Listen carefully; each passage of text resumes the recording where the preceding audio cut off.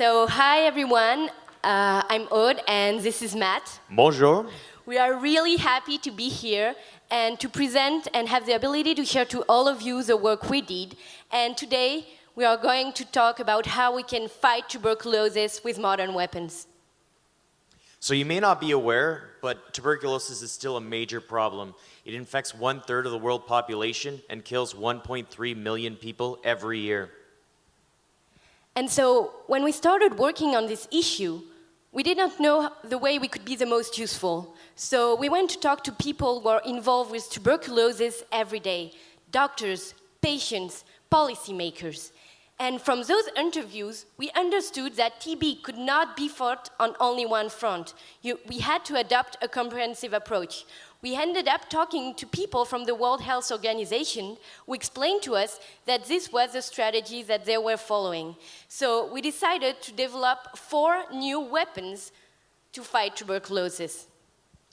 So first we thought, hey, we're an iGEM, let's make an E. coli that kills something. So what we did was we actually took E. coli and we introduced the LLO gene and a gene called TDMH under an inducible promoter which was supplied by the University of Pittsburgh. And E. coli gets phagocytosed by macrophages, and inside it gets lysed, and this releases the 2 proteins, LLO and TDMH.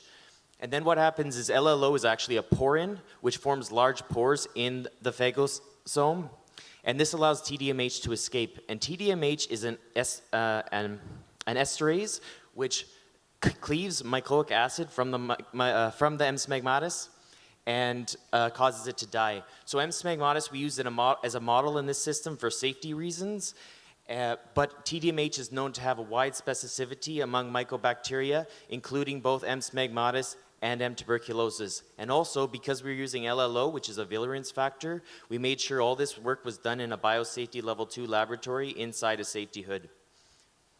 The first thing we needed to show was we could actually get M. smegmatis and E. coli to co-localize inside the same macrophage.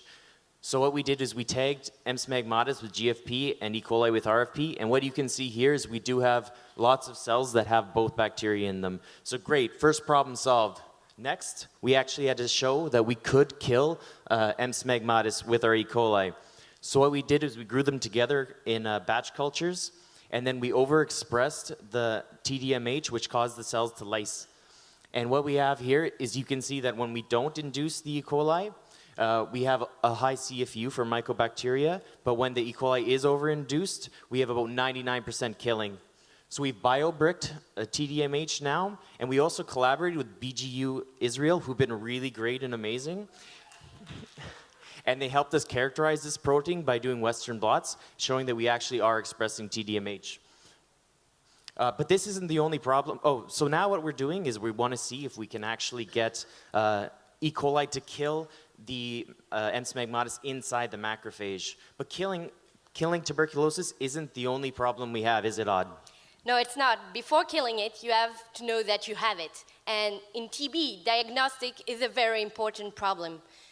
For a patient, when a patient comes into a hospital, the doctors won't give any treatment before he knows or she knows what resistance the strain have. And this can take a very long time. So therefore, we wanted to develop a fast and efficient diagnostic tool that can tell at the same time that you have tuberculosis and what types of resistance the strain has. So we used a CRISPR-based system that is delivered by a phage to do this. How does this work? The CRISPR systems target specifically a resistance cassette. This creates, in presence of the resistance cassette, a double-strand breaks, which activates the SOS response and then triggers the expression of a reporter gene, HEAL-LAG-Z, because it is under a promoter rec A. So, in 2 words, when you have the cassette, your cells turn blue. When you don't, it stays white. The first thing we did was to biobrick all the elements we needed for our system. The second thing is we wanted to look at the specificity of the system. So using a killing assay, we show that in presence of the complete CRISPR system, only the cells that do have the resistance gene we want to target are affected, which shows that the system is specific.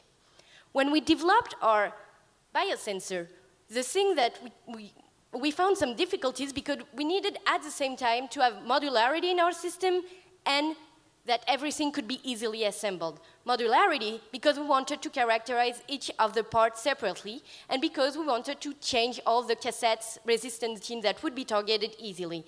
But at the same time, we had a lot of elements and we wanted to easily assemble in only one step. So we developed a new assembly standard that makes Gibson assembly and BioBrick and allow us to do both at the same time. When we started working on this biosensor, we did what every IGM team does, look at previous success and what other IGM teams did. But we found out it was actually difficult because there are so many projects right now that we couldn't find the exact info we need. So we collaborated with the Calgary team and we made a biosensor database. So it's all the biosensor projects that IGM teams have done, so more than 200, and we have categorize them, so it's more easy to look through. We also developed tools, so now any IGM team can look through this database and know exactly the information they want. And one of the things we found out is that the biosensor from Calgary and ours has a DNA input, and this is actually extremely rare among other biosensors. This is really great, Odd, because there's another problem with current diagnostics in TB, and that's that they're far less sensitive in women than they are in men. In reported TB cases, only 34% of them are actually women, and there's strong evidence to support that this is due to an underreporting of women due to social factors. So we reflected on our own team, and when we looked at gender in our team, we saw that students were really quite balanced. It's about half and half, but when we looked at our advisors, there was no women at all. They're all men.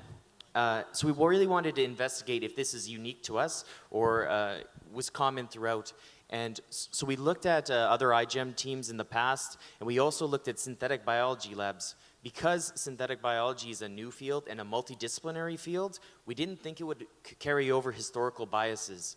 So what we did is we made a really data-driven approach to collect this information and put it into one database that's available online.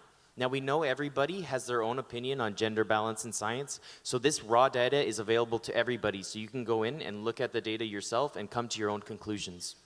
And so our own conclusion that was first, synthetic biology and IGM suffers from gender bias. When you look at researchers in synthetic biology labs, you see that only 30% of them, 33% of them are women. When you look at head of labs, this number drops down to 18%. Those number correlates to the number of women in science from science in general. For example, in Europe, only 30% of researchers are women. And this is interesting because synthetic biology is new, so we shouldn't see that it is exactly representative of what's happening in the general field of science. When we look closer to IGM, we expected to find gender balance in teams because our team was gender balanced. But what we see is that the sex ratio of participating teams is 37%. What is even more fascinating to note is that this number has not changed throughout the years, and it is exactly the same across regions. This bias is extremely robust. We then went on to study our supervisors' problem. What we found out is that you have 37% women in teams, but for supervisors and judges, it's only 20%. You can correlate the number of judges to the number of head of labs according to sex ratio. It's 20%, more or less. But for supervisors, PhD students, postdoc, you have 33% of women PhD students and postdocs in synthetic biology and only 20% advisors. Where did the women go? That's what we wondered, and we hypothesized that it could be due to self-censorship. So we went on to investigate this idea, and we could not use our data to do this, so we conducted a survey among IGMers to find out why they did IGM, what was their motivation. We only asked the gender in the end in order to avoid any stereotype threat. And what we found is that motivation's exactly the same for men and women, except for two things: leading a project, leading a team. So this reflects to the number we see. But then you can ask, okay, do we really need to have gender balance in IGM in science? Is this important? And the answer we have is Yes, because it affects the way we do science. We do better science when we have more diversity. And we can see those things in IGEM. Prize winner teams have a higher sex ratio than participating team, 45%. So, yeah. So that's why we want to make a few recommendations to help having more women in IGEM in general. So we have a few simple recommendations that form a proactive gender policy, and you can read more about them on our wiki. But we thought that these having a proactive gender policy in IGEM is really important because we already have all this quantitative past and present data, and implementing a positive action policy will really help us see what the effects are of these positive actions in the future with real quantitative data. So we explained to you that 1/3 of researchers are women. But Matt, do you know what is also 1/3? The number of successful treatments of multi-drug resistant tuberculosis. That's quite the transition, Odd. Thank you, Matt. So in order to treat that problem, we wanted to create a silencing device that could spread throughout the population because antibiotic resistance exists at a population level. So our intuition that was we had to have a low fitness cost system to be able for it to go through the population. To investigate this, we made a deterministic population model that investigates how our system would spread with different costs. And what we saw is that there was a threshold of fitness cost for which above our silencing device would not spread. So we decided to choose a vector, so we wanted a phage, so we decided to choose a specific system, which is a phage-mid helper system that is low cost. When we chose our silencing device, we also wanted it to be as low cost as possible. So we choose an sRNA, which inhibits at RNA level the expression of antibiotic-resistant gene. So you don't need to have the expression of any proteins. So how does this work? The first thing you do is that you have your resistance population bacteria. You infect it with your phage carrying the silencing device. It spreads throughout the population, and then, beam, you add the antibiotics and kills the cells. And so what we saw is that with a chloramphenicol-resistant population, we killed more than 99% of the population using this system. To be sure that this was not an isolated effect, we also did this on kanamycin using an sRNA that targets the resistant gene of kanamycin, and we got more than 99.5% of killing. This could be applied to TB because the second line of drugs that is used in multi-drug resistant treatments are beta-lactams. And those resistant gene to beta-lactams are on cassettes. When you fight the emergence of resistance, you have to wonder about the resistance to your own system. And so that's what we did. We looked at our survivor cells and wonder, okay, they can either be non-infected by our cells or non-silenced. And what we found out is that there were 70% non-silenced. And this is great news, because most of the non-silencing comes from that the sequence of the sRNA and of the RNA that we're trying to repress are not exactly the same. But sRNA are very easy to engineer. Once you have the whole backbone and scaffold and everything which we have, you only need 2 primers and 1 PCR, a very classic mutagenic PCR technique, to build any sRNA you want. So you can imagine adapting day to day to new resistance that you see emerge.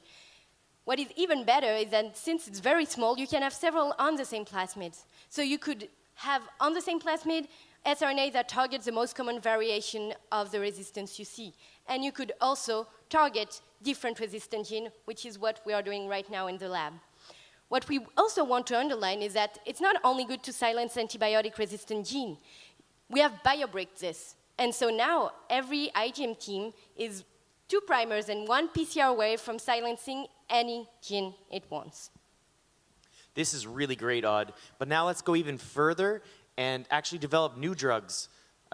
So there's only been 1 new drug approved for use in tuberculosis in the past 40 years. So what we thought of is doing a new method for drug screening, a more targeted method. And what we do is we identify an essential metabolic pathway in mycobacteria, and then we clone that into an E. coli strain that lacks its native pathway. And this makes this E. coli dependent on the mycobacteria pathway for growth.